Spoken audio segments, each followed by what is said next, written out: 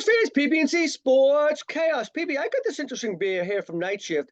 It's called the AIPA, a West Coast IPA made by AI, of all things. And I believe it's like a 6.2, so it's got a little kick to it. I'm enjoying this on a Sunday morning. Cheers. Nice. I'm waiting for my Hey, Miller by the Lite. way, we're down to the final two in college basketball, and my two picks are standing. UConn versus Purdue. I have UConn winning it all on Monday night. So we'll see. Wow. Nice. I had to have a Other than beer. that, not too much else went well for me in my brackets, but as long as I get the final two, I'm happy. All right, PB, we're 18 days to be exact from NFL draft. Lots of stuff has been happening, right? The last few weeks, some teams have been making some noise. There's a lot of talk of what's going to happen. No one's sure who's going to take the second pick, who's going to be the second quarterback taken by the Commanders, and who's going to be the third, potentially with the Pats. And we get some theories on that pick in a moment. But talk to me a little bit of the news so far that's happened in this offseason. What's been some of the bigger news to you? Yeah, I mean, I'm looking at teams that are trying to go from, worst to first type situations almost. Like the Bears stick out to me as one of those teams. I think they're going to be on. I think they know exactly what their plan is, right? They got rid of Fields. They know they're drafting Caleb at number one, and then they're going to build their team around that talent. And I think they're already setting themselves up for success with some of those acquisitions that they've made. I mean, a sneaky big move by them was Keenan Allen, who I believe has tread still in the tires. I don't care what anybody says. I don't get the Chargers moved at all. By the way, we'll talk about that in a moment because they also got rid of Mike Williams.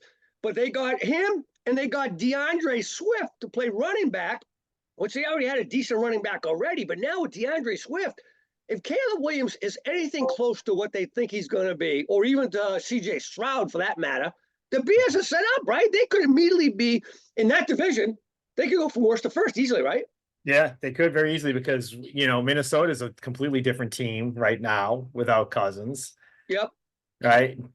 Detroit, though, I think Detroit's going to be around for a while. Yeah, you're right. They got they have a roster. They're tough. Yeah, and then I think Green Bay too. Well, don't forget Detroit. They're all dependent on the quarterback that you really don't want to be successful because you're not a fan of his in the first place, right? Yeah, exactly. But that team is very talented, well coached. The other thing is, you can't count the Packers out. I mean, the Packers they snuck into the playoffs and won handily last year, right, against Dallas. Yeah. I mean, here's a team that, if Love the real deal. I mean, is Love a franchise guy that's going to continue to bring that team to the playoffs year in and year out? I don't think that's an easy division. I think that's why the Bears are doing what they're doing. This isn't like the South where you can just kind of, get a game or two over 500 and make the playoffs. Like that's a tough division. Yes. What do you make of the Chargers? I mean, they gave up on Keenan. They gave up on Mike Williams. I know they both had some injuries last year, but in my mind, and by the way, Mike Williams went to the Jets. We'll talk about them in a minute. So they made some moves too. But the Chargers, they now have to take a wide receiver at 5, right? Yeah, well, and they got rid of Eckler too. So I mean, yes. So here's a team that when Harbaugh comes in, I think he's saying to himself, out with the old, in with the new. I think he's taking that theory quite literally, right? Because a lot of the guys he got rid of they're getting towards the end of their shelf life. And I think he's going to start building his team the way he wants to build it. And I think they'll go through the draft. I think they'll probably go wide receiver. It's a really good class this year. So I wouldn't be surprised if they go wide receiver with their first round pick. By the way, he made an interesting comment this week.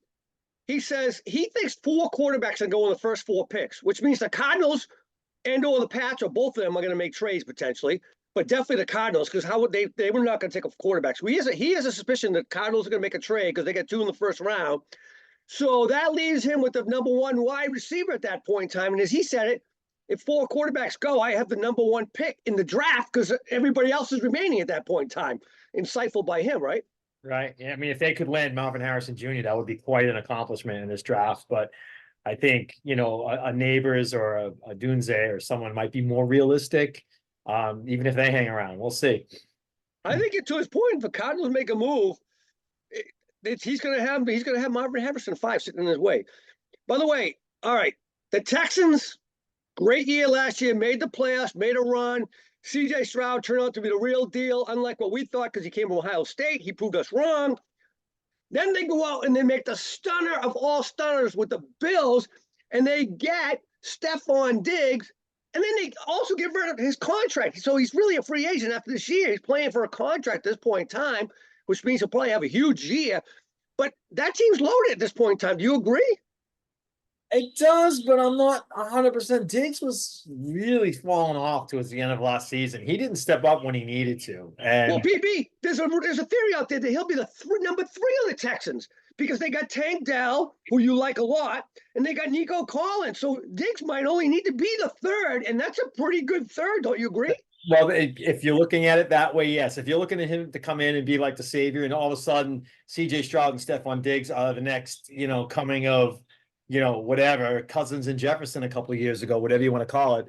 I don't think that's going to be the case. Like, so if you're putting him in as the 3 right now, and you're expecting him to maybe score 4 or 5 touchdowns on the year, maybe, 70, 80 catches for maybe pushing 1,000 yards, that would be a pretty productive year, I think, at this point for Diggs, if he can Plus, get they got there. Joe Mixon. They picked up Joe Mixon as well. He's going to be in the backfield mix.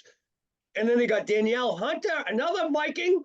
Danielle Hunter, the edge rusher, to go with Will Anderson. Texans, Right. they might be around for a few years. Right. And that's interesting too, because here's a division that, we've never really been too high on in the last few years, but all of a sudden, Tennessee's another team that we could talk about that's making all kinds of moves, right? And then you got, Jacksonville's been Jacksonville. I mean, they haven't really got over the hump. But with Houston and even Indy now, if with a healthy Richardson going into next year, that division could be interesting. By the way, the Bills, we mentioned Stephon Diggs being traded. They already did not sign Gabriel Davis. They're, in my mind, they're number 2. It might be, per your thoughts, maybe even they're number 1 at the end of the season. They now have 2 top receivers now gone with really no one else in the roster that stands out in my mind. Are the Bills in trouble? Is this going to be, or do they think that, Allen can make anybody look great? I don't know. What do you think? I think Allen can make anyone look great. I think you got to watch out for Khalil Shakir going into this year. Okay. You still got Kincaid, who could be top 3 tight end in this league. And then you got the draft, and they could, this again, with a loaded wide receiver class, they could still land someone decent down at, where are they picking, in the 20s or something? Yeah, like 26, 27, I think, something Yeah. like that, right? So Yeah, you never know. A guy like Worthy or Mitchell or someone like that could be around at that point in time. So, hey, by the way, the Bears, we talked about them a few minutes ago, but along with Caleb and DeAndre Swift and Keenan Allen, they also went out a sneaky little one. If another one was they signed Gerald Everett, tight end. They already got Cole Kmet, who I think is going to have a breakout year with Caleb Williams if he's the real deal. And you add Gerald Williams as a tight end too. That team is enough. That's sneaky. We'll see. All right. excuse me. Bless you. All right, here we go. So the Cards. Do you think the Cards with 4-27, do they stand pat or do they make some kind of trade? I mean, if it goes 1, 2, 3 QB, it's going to be hard to pass on Marvin Harrison Jr. He could be a talent in this league that will just be, he could be a Hall of Famer after 5 years potentially. This guy has a lot of talent, so I would say you gotta take Marvin Harrison Jr. at 4 if he's there. Okay. All right, here's where it gets interesting. The other team with 2 picks, the Vikings, number 11 and number 23. Kirk Cousins is gone. They need a quarterback for a team that has a pretty good roster with Justin Jefferson, Jordan Addison, and as I mentioned, Aaron Jones coming to the team from the Green Bay Packers. They did sign Sam Darnold. Is he the quarterback? No, I don't think so. Or do they make a move? Yeah. So that gets me to a discussion about our local team, the New England Patriots. Drafting number 3. PB, at number 3, what are you doing? If you're the Patriots. I think right now, based on, how this team has performed since the departure of Brady, that they need that franchise guy.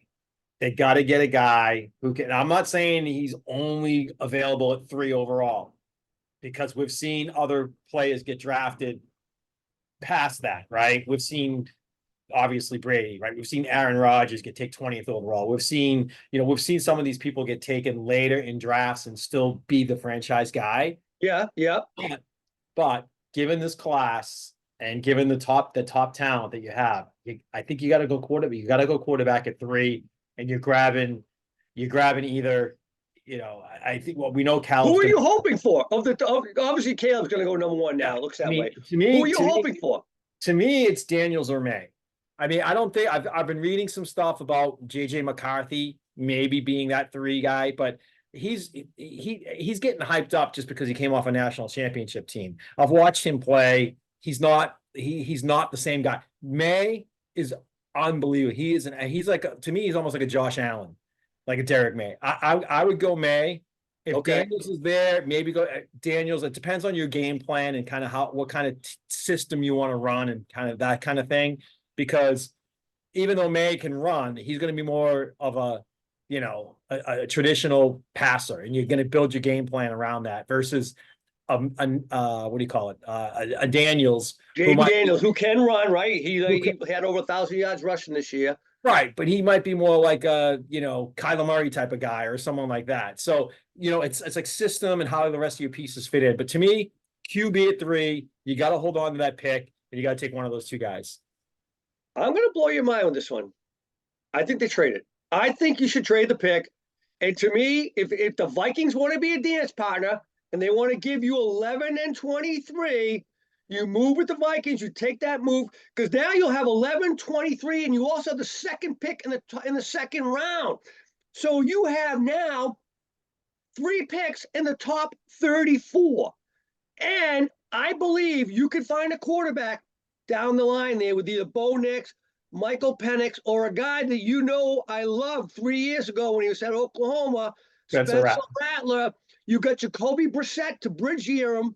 Spencer Rattler can learn, sit on the bench like Jordan Love did for 2 years, right?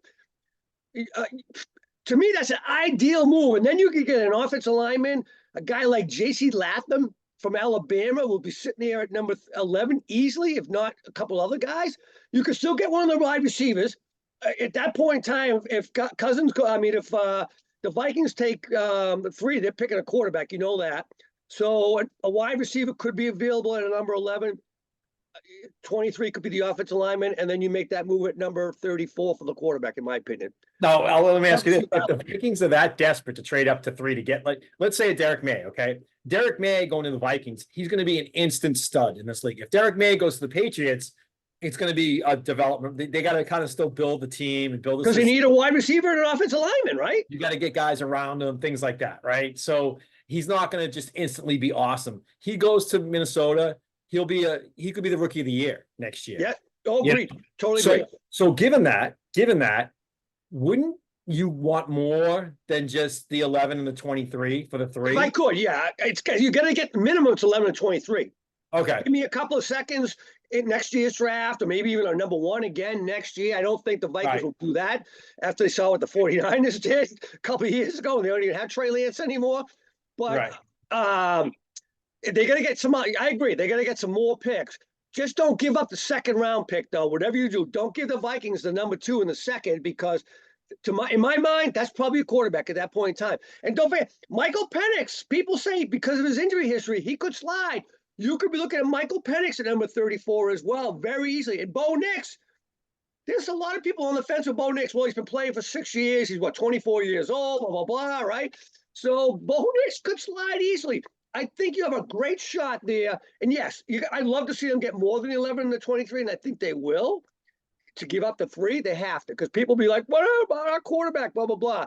But if they get an offensive lineman, or maybe even 2 offensive linemen that can help them, that's the biggest challenge right now. You're gonna build the pieces around them, then you can plug a quarterback in, I think. Right. Yeah, and nothing's a guarantee either. I mean, ironically, Trey Lance was taken 3rd overall, right, in the draft. So you just never know what you're going to get. You never know how things are going to pan out. We've seen, if we look at the top quarterbacks taken in the draft in the first 2 or 3 picks in the last 20 years, you could have probably 10 to 12 guys that you'd be like, oh my God, I can't believe they were taken that high, because they were nothing in the NFL. So nothing is a guarantee. No. By the way, the Jets are making some sneaky noise as well. So the Bills are ripe to be overtaken. Obviously, the Dolphins are still in great position down there. They've kept all their players. They re-signed Rasheem Mostert. That's a good move by them, I believe. They're going to be good. They're going to be as good as Tua stays healthy, right? Yeah, but the Jets, all of a sudden, with Aaron Rodgers coming back, They went out and they got 3 offensive tackles in free agency. One of them was Tyron Smith. I know he's not going to play 17 games. He never has for the Cowboys, but he gives them 13 at the end of the year as opposed to the beginning of the year. That's going to help. They get Hassan Reddick from the Eagles as an edge rusher where they already have a pretty good defensive line. And then they get Mike Williams in to go along as a third wide receiver behind Garrett Wilson. The Jets are all of a sudden right there on paper could be the favorite in the AFC East, don't you think? Yeah, and unfortunately, the Patriots are going to be fourth again. But yeah. But that's why I think the Pats going to build around and make the move. Drake May, as great as he can be potentially, without the pieces, I don't think it's going to work for them. Yeah, I agree with that. But I think you don't need that this year. I think you have to just continue to build around that and then make it something. By the way, the Dolphins did offensively. I agree with you. Defensively, they lost some key pieces defensively, though. You know, Howard's gone, Xavier Howard's gone, Van Ginkel's gone. There's another dude that's gone. They lost some defensive players. So they're going to be challenged as well. And God forbid Tua gets hurt, that team could, they could swap with the Patriots and be fourth. Yeah. If the Pats make the right move in this draft. And everybody's complaining they're not making a lot of movement in free agency. They don't have to. Re-sign some of the guys that are pretty good in that team, like they just did yesterday with Kyle Duggar. So, you know, that's a team that just needs a couple of offensive pieces, and all of a sudden they'll be back in the mix. And I think with the new coaching, you know, we all know that Bill was the GOAT, but I think a breath of fresh air is going to make a huge difference to the Pats, in my opinion. Would you agree? Yep, 100%. All right. Anything else before we depart? Any other thoughts on what you've seen so far in the offseason that stood out for you? No, I think what we're going to do is get ready for our mock. We're going to take you through the first round like we did. By the way, last year I nailed 8 on the nose, 8 picks in the first round. That's 25%. That's pretty impressive. I do not expect to do that again this year. You know, in comparison, Mel Kiper Jr. had 0 exact picks last year. So, hey, you know, just saying. Looking forward to the mock draft, my man. All right, I'll talk to you soon. Have a good one. All right, sounds good.